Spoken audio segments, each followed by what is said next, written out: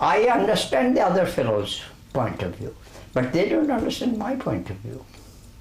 I can understand why Indians abuse me, because they don't like that myths contradicted. Our whole life is built up on these myths, a kind of escapism from the reality of history. I don't believe that I should survive death. My death is hardly 2 years or 3 years away. Yet I am still living in a state of joy personally. I shall be content to be nothing forever for having lived for 95 years.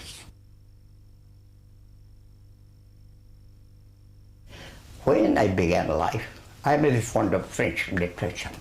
My motto was, one of the famous mottos of Pascal, man is a reed, but he is a thinking reed. I have altered that. I have taken the saying of another great Frenchman, great thoughts come from the heart. Great thoughts come, les grandes pensées viennent du cœur. Great thoughts come from the heart. This is my motto. So I am not an intellectual in the accepted, but there is no Indian intelligentsia. There is Indian dogmatists. There are Indian holders of myths. There are Indian holders of shibboleths. They are actually disinterested and objective intellectual activity does not, because a Hindu is incapable of being not chauvinist. Nirod Choudhury is undoubtedly India's most controversial man of letters. At 95, he continues to dip his pen in vitriol to vivify the events of a turbulent and schismatic century. Nirod Choudhury spent his youth amidst the imperial posturings of Edwardian Calcutta. Though he later developed into a notable scholar, he did not distinguish himself academically and was reduced to searching for clerical employment. Choudhury shed the mundane griefs of Calcutta Babudom to develop into a journalist of polemical wit, and eventually found congenial occupation working for All India Radio in Delhi. In 1951, when he was 54, his first book, The Autobiography of an Unknown Indian, was published. Like Lord Byron, Nirod Choudhury awoke to find himself famous. He remains massively impressive in the uncompromising darkness of his authorial explorations. Why do I write? Why do I eat? I cannot resist it. It is the impulse. You see, true writers can never account for why they write. Just as a tiger hunts, I write. That's it.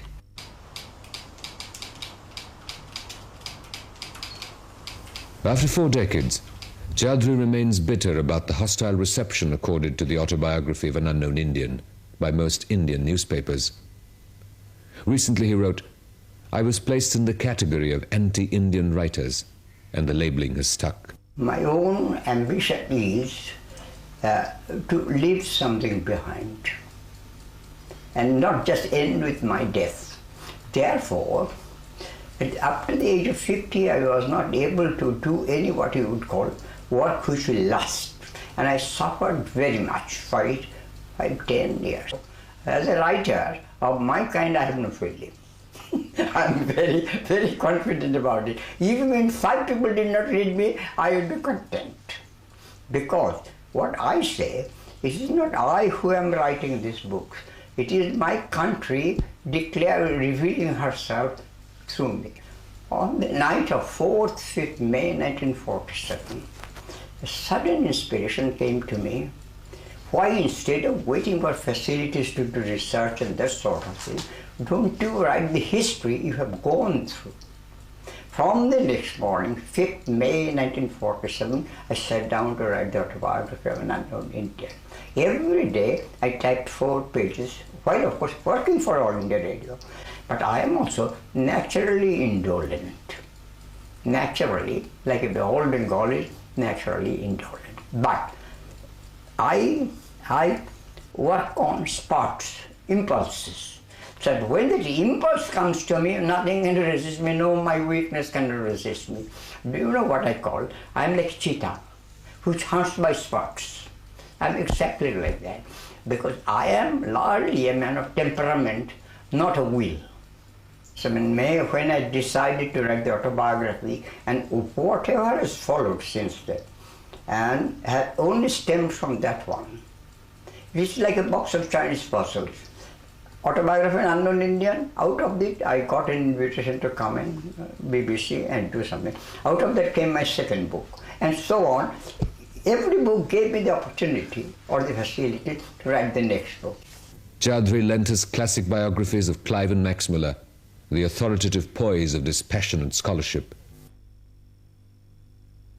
The continent of Circe in Hinduism gave his many detractors an opportunity to dismiss him as an unrepentant Anglophile, cloaking the perverse with a smattering of profundity. Significantly, the latest volume of his autobiography, Thy Hand, Great Anarch, demonstrates that he has rejected the mellow insights of old age to remain the supreme castigator. I'm writing a book on Tagore, but first volume is already published. I'm working on the second volume now. There has been somewhat misleading title given to my book on Tagore, the first volume. It is called, I'll pronounce it in the Bengali way, Attoghati Rabindranath, self-destructive Rabindranath. But this was a mistake. I called it Atma Samahita Rabindranath, Attoghati Rabindranath. There are two aspects of it. It's perfectly self-contained Tagore and self-destructive Tagore. I have said that Tagore has become an archaeological site even in Bengal. So I wanted to resuscitate him and show him not as a fetish, but as a real living man.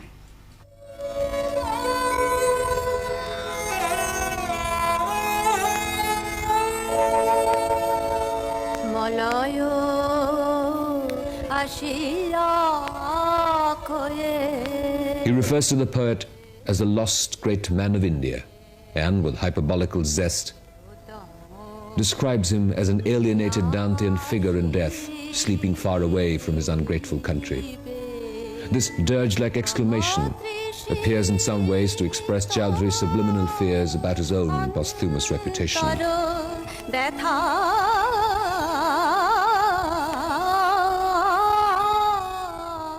Most of the time I listen to European music, not Indian music. So far as Indian music is concerned, I only listen to the songs, both traditional as well as Tagore, D.L. Roy and all of them, because there is not only musical reason for it, there is a psychological reason for it. They evoke the life I led in Bengal. One of the most important things for which I listen to Bengali music is to write my Bengali books.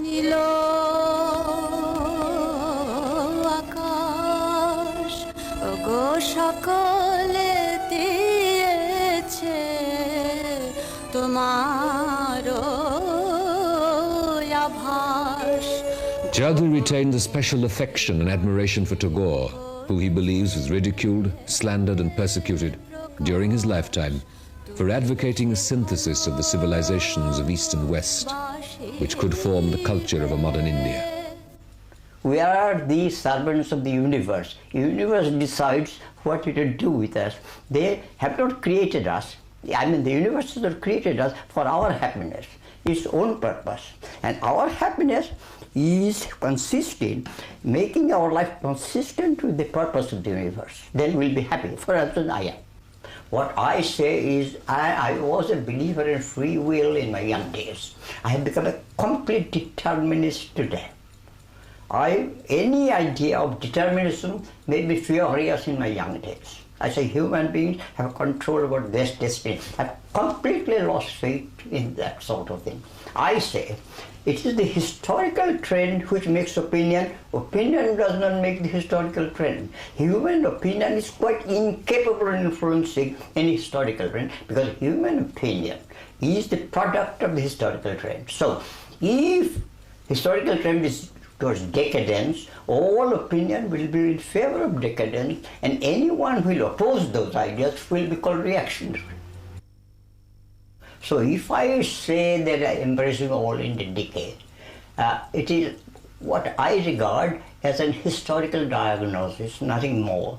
And then I have also said, in this, India is only sharing the destiny of the modern world.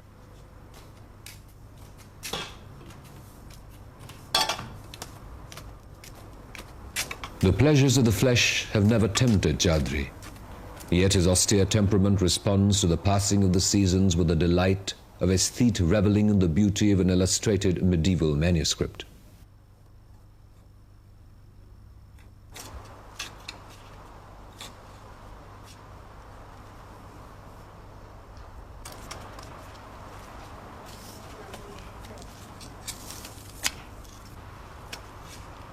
He loves his garden with an earthy passion, plants bulbs with his own hands, and apart from rare and expensive books and fine wine, this is one great indulgence. I love the world. I love its sensuous aspects. Therefore, this I have got from Sanskrit literature. That is it. Now, that is to say, a kind of cultured life which is preoccupied with the world, but world sublimated and refined by civilized feeling. Hindus developed it to perfection, ancient Hindus, not the modern. I believe there is some infinite mercy in the universe which looks after those men who are least fit to take care of themselves. I have called, in writing my autobiography, this is the story of the survival of the unfittest. How have I survived if I were not in the hands of some universal mercy? I say there is some mercy immanent in the universe which takes care of us. At 70, Nirod Choudhury left India forever to live in Oxford in a reclusive, self-imposed exile.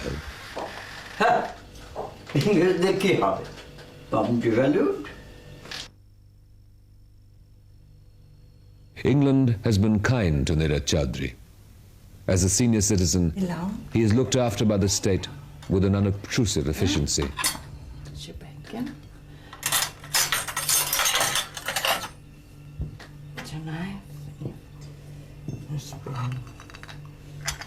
Boy, careful, that's very hot.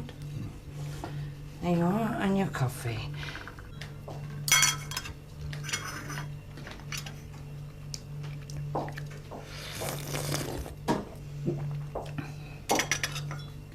Nirod Choudhury is struck by an inescapable sadness when he realizes that he will probably never see the land of his birth again.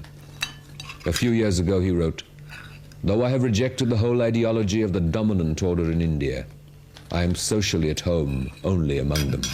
By English standards today, even a workman earns more than I do. But I managed to live a civilized life because I have discovered that if you don't have any bad habits, and smoking is a bad habit and there are worse things, and you can do very well on a moderate income, live at a level which would be called minimum acceptable for a civilized man. That is it. It doesn't need much money, but it needs taste and also elbow grease. You can make up for money by working hard yourself. If you can keep a servant to keep your room swept and tidy, do it yourself instead of keeping it untidy. That is what I do. Choudhury has expressed the conviction that his long and happy marriage gave a strong direction to his life. His wife shared the poverty and obscurity of his early and middle years, but, as Choudhury often points out, she has lived to see him emerge triumphant as a preeminent man of letters. Oh, তোমার Horlicks নিয়ে এসেছি।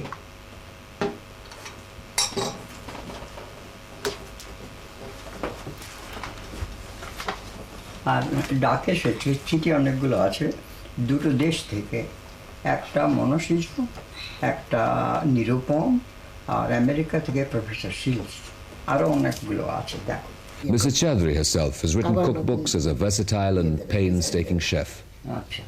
Her autobiography, now in its second volume and written in Bengali, details a life almost as fascinating as a husband and the range of its experience. কোন পর্যন্ত এসেছ? In material terms, he has provided her with the appurtenances of a basically civilized life. 53, 54 আমরা আবার Dallas গেলাম না? আমরা 53-তে গেলাম। 53 Michael টমসনের সঙ্গে ছিল। সে পর্যন্ত হয়ে গেছে।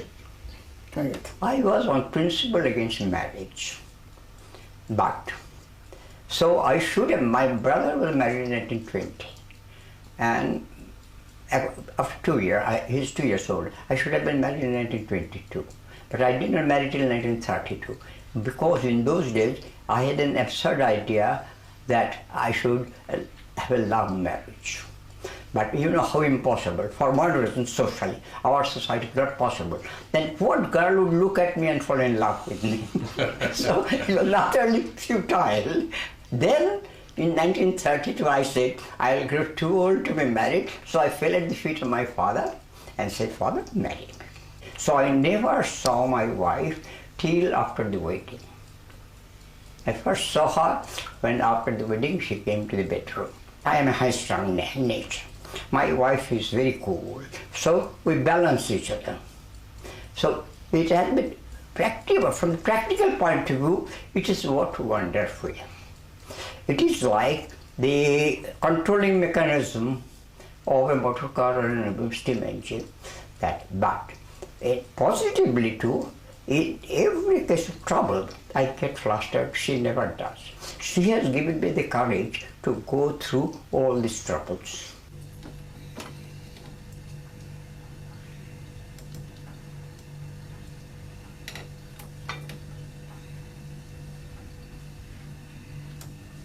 For companionship, the Choudhurys rely on their magnificent collections of books and music.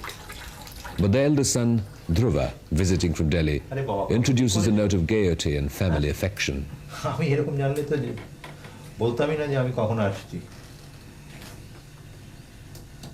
Dhruva, your coming this time has been so unexpected and pleasant surprise that I used to celebrate it. To do so, How are you going to celebrate it? yes, to do so, I'm being old-fashioned and asking you to drink a glass of wine with me. Sure. And for this occasion, from my wines, I have chosen one. Which one is that? Yes, Léonville Barton, 75, c'est Saint-Julien.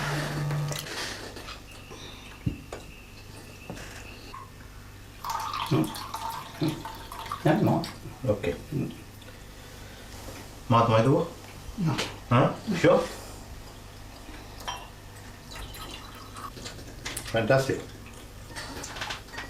মা, রান্না দারুণ হয়েছে।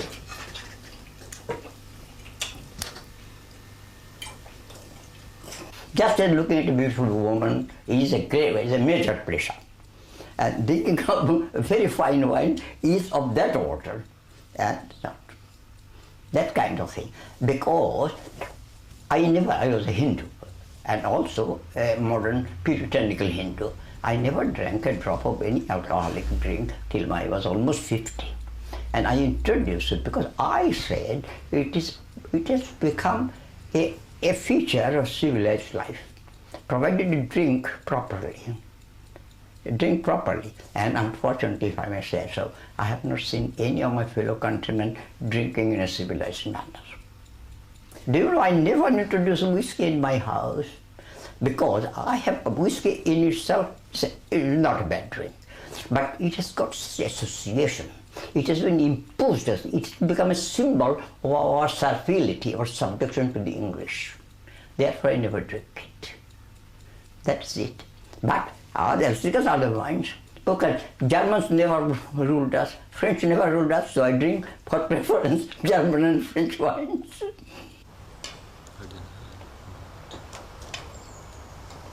For Choudhury, the passing of English greatness is a personal tragedy, because there was no people he admired more than the British. Indeed, no civilization seemed to him more honourable and refined. With an Elgaic lyricism, Choudhury has often written and spoken of the fulsome glory of timeless England. Morning, sir. Good morning. Okay. There you go. On your head.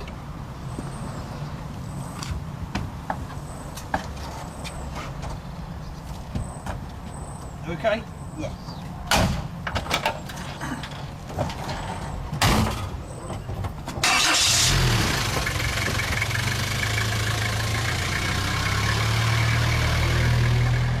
For many years, England formed the imaginative environment for the youthful Choudhury, being absent yet real.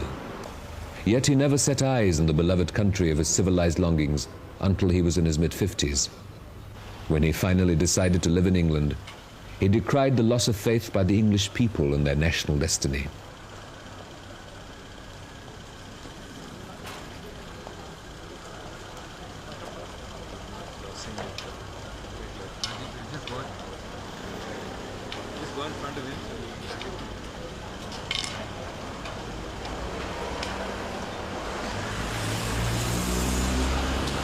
Very clearly, Choudhury sees the cause of the British decline is embodied in one major feature.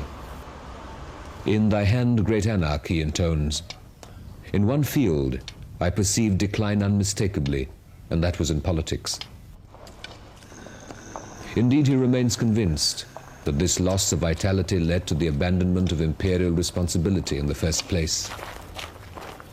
Choudhury's views on the ignoble course of the British decline are illuminating, particularly in the context of his espousal of the British model as worthy of imitation by its former subjects. England was a country which was idealized. But this is there, nothing of that remains. I wrote for the Sunday Telegraph Manual, I mourn for England. There I showed how illiterate they have become. And they published the thing without changing one word and allowed a Bengali to say that. And here I would do it. I would not write this sort of thing. I have said, to my thinking, Englishmen have become incapable of understanding their greatness in the past. Family life has disappeared. Marriage has practically, why they keep? I am not even in government form right wife. I have always to answer your partner. I would insult my wife, is she my concubine? That I should call her partner? Oh, namaste. No, namaste. I never accept namaste from your people. And then in any case, namaste is not Bengali. May I tell you, don't believe anything you hear about India today. Well, Because you are having a good deal of areas of insult to us to make up. And all this leaning back is very, very bad. but Stick to your sins and die in the last week. It's not personal. No, it's a but- national memory.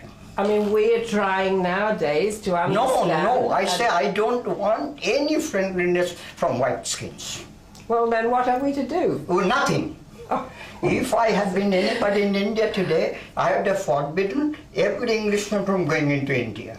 And don't forget one thing, personal curse is one thing, and historical view is a completely different thing. Talking with me is like a apprentice preliminary sketching. This I say sincerely. Talking, I develop my ideas by talking to people. When some people come and say, do you know what I say? Very disrespectful to them. Do you think, I think when I'm talking what you are only the target at which I make my target practice. Target practice. I don't think they get pleased with that, but at least I have found some of my listeners do take in points, especially the Europeans. They don't agree with me, that at least understand what I'm saying. My countrymen, very few can take it because their minds are closed. Anything that contradicts, you see what I have said, once an idea, I speak of my fellow Bengali, I have not talked much with North Indian, that once a kind of notion gets into Bengali head, you cannot get a second notion even with a hatchet and axe. It's completely closed to a second notion. Like the city of Kashan, Today, I can see nothing except technology. But technology does not make a human being. Human beings make technology. So technology cannot shape the personality outlook of a man. But here is the difficulty with me, that today the human situation is absolutely baffling. we do not see how humanity is going to develop. In, say, 480 or 580, I saw there, every historian could say there were the Germanic people with vitality. There is not a single human group today has a comparable vitality.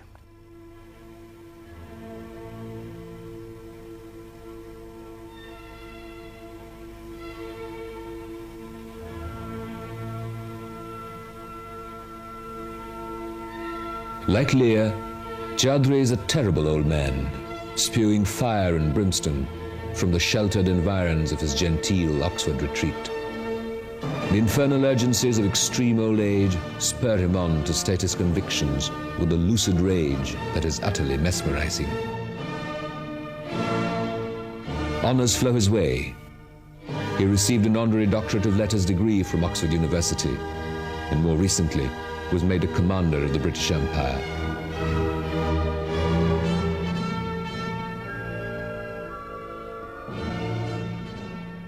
I asked my son even yesterday, do you think it would be safe for me to go back for India even a short visit? He said no. That is true. So now it is a question of my living and not living. Therefore, I am remaining here. And I have put it in a very funny way. Do you know where we are cremated in Calcutta? You don't know. There are two ghats, Nimtala Ghat and Kauratala Ghat. I say the road to Kauratala Ghat and Nimtala Ghat have been closed to me forever. Only road that remains open to me today is a short road from 20 Ladbury Road to the Oxford Crematorium. It is a fact, a stark fact of living on or not living that makes me live in India. But my entire function is to serve India, because I can serve India only by writing.